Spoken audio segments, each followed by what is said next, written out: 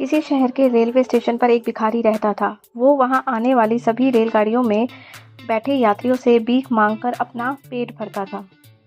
एक दिन जब वह भीख मांग रहा था तो सूट बूट पहने एक लंबा सा व्यक्ति उसे दिखा। उसने सोचा कि यह व्यक्ति बहुत अमीर लगता है, इससे भीख मांगने पर यह मुझे ज़रूर अच्छे पैसे देगा। वह उस लंबे व्यक्ति से भीख मांगने लगा। भिखारी को देखकर व्यक्ति ने कहा, तुम हमेशा मांगते ही रहते हो, क्या कभी किसी को कुछ देते भी हो? भिखारी बोला, साहब मैं तो भिखारी हूँ, हमेशा लोगों से मांगता ही रहता हूँ, मेरी इतनी औकात कहाँ किसी को कुछ दे सकूँ।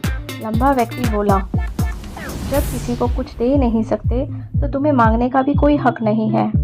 मैं एक व्यापारी हूँ और लेन देन में ही विश्वास करता हूँ। अगर तुम्हारे पास मुझे कुछ देने को हो तभी मैं तुम्हें बदले में कुछ दे सकता हूँ। इतना कहने के बाद वह लंबा आदमी ट्रेन में बैठकर चला गया। इधर भिखारी उसकी कही हुई बात को सोचने लगा। उस लंबे व्यक्ति के द्वारा कही गई बात उस भिखारी के दिल में उतर गई।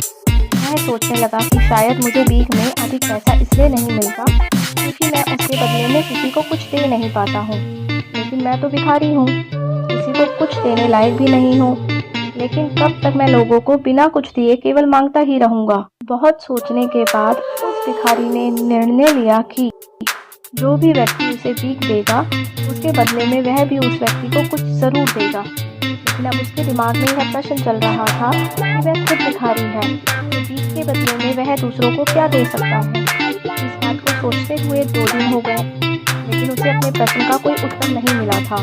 तीसरे दिन जब वह स्टेशन के पास बैठा हुआ था तभी उसकी नज़र कुछ फूलों पर पड़ी जो स्टेशन के आसपास के पौधों पर खिल रहे थे।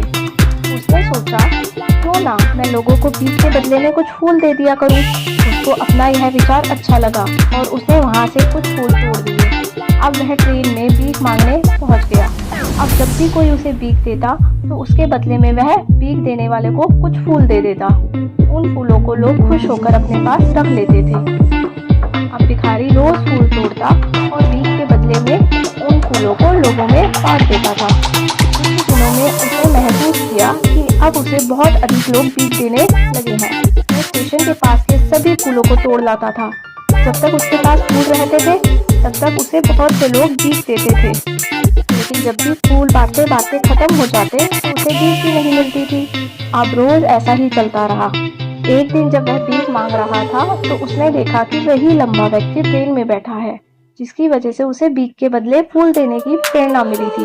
वह तुरंत उस व्यक्ति के पास पहुंच गया और भीख मांगते हुए बोला, आज मेरे पास आपको देने के लिए कुछ फूल हैं, आप मुझे भीख दीजिए तो मैं बदले में आपको कुछ फूल दूंगा। उस लंबे व्यक्ति ने उसे भीख के रूप में कुछ पैसे दे दिए और भिखारी ने उसे कुछ फूल दे दिए। उस लंबे व्यक्ति को यह बात बहुत पसंद आई।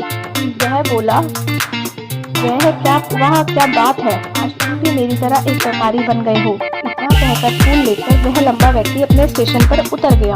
लेकिन उस लंबे व्यक्ति के द्वारा कही गई बात एक बार फिर से उसके दिल में उतर गई। वह बार-बार उस लंबे व्यक्ति के द्वारा कही गई बात के बारे में सोचने लगा और बहुत खुश होने लगा। उसकी आंखें अब चमकने लगी। उसे लगा कि अब उसके हाथ सफलता की वह चाबी लग गई है जिसके द्वारा वह अपने जीवन को बदल सकता है। वह तुरंत ट्रेन से नीचे उतरा और उत्साहित होकर बहुत तेज आवाज में ऊपर आसमान की तरफ देखकर बोला, मैं भिखारी नहीं हूँ, मैं तो एक व्यापारी हूँ, मैं भी अमीर बन सकता हूँ। लोगों ने उसे देखा तो सोचा कि शायद यह भिखारी पागल हो गया है और अगले दिन से वह भिखारी उस स्टेशन पर फिर कभी नहीं दिखा। लेकिन 6 महीने बाद इसी स्टेशन पर सूट बूट पहने हुए 2 लोग यात्रा कर रहे थे। दोनों ने एक दूसरे को देखा। उसमें से एक ने दूसरे से हाथ मिलाया और क्या आपने मुझे पहचाना?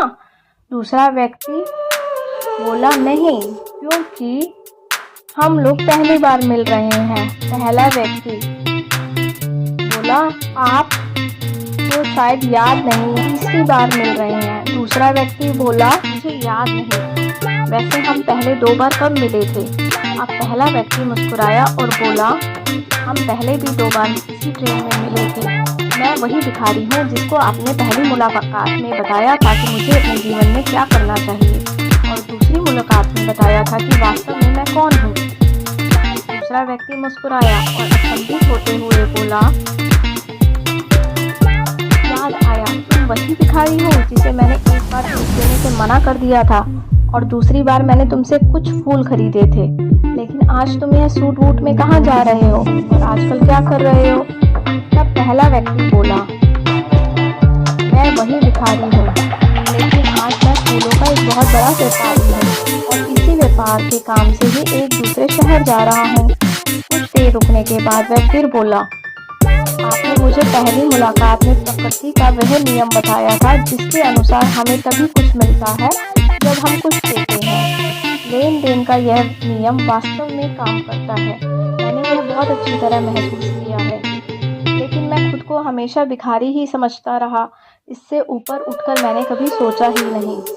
और जब आपसे मेरी दूसरी मुलाकात हुई तब आपने मुझे बताया कि मैं एक व्यापारी बन चुका हूँ।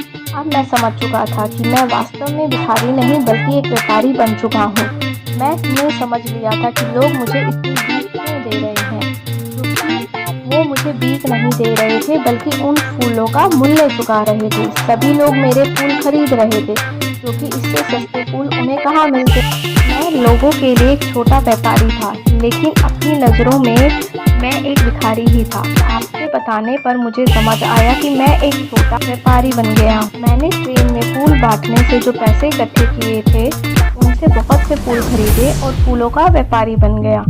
यहाँ लोगों को फूल बहुत पसंद है और उनकी इसी पसंद ने मुझे आज फूलों का एक बहुत बड़ा व्यापारी बना दिया है। दोनों व्यापारी अब खुश हुए और स्टेशन आने पर अपने अपने व्यापार की बात करते हुए आगे बढ़ गए। दोस्तों, इस कहानी से हमें बहुत कुछ सीखने को मिलता है। इस कहानी में लंबे व्यापारी ने गिव एंड टेक के नियम को बहुत अच्छी तरह जानते हुए दूसरे को समझाया। दुनिया के सबसे बड़े व्यापारी इसे जीवन में उपयोग करके सफल हुए हैं।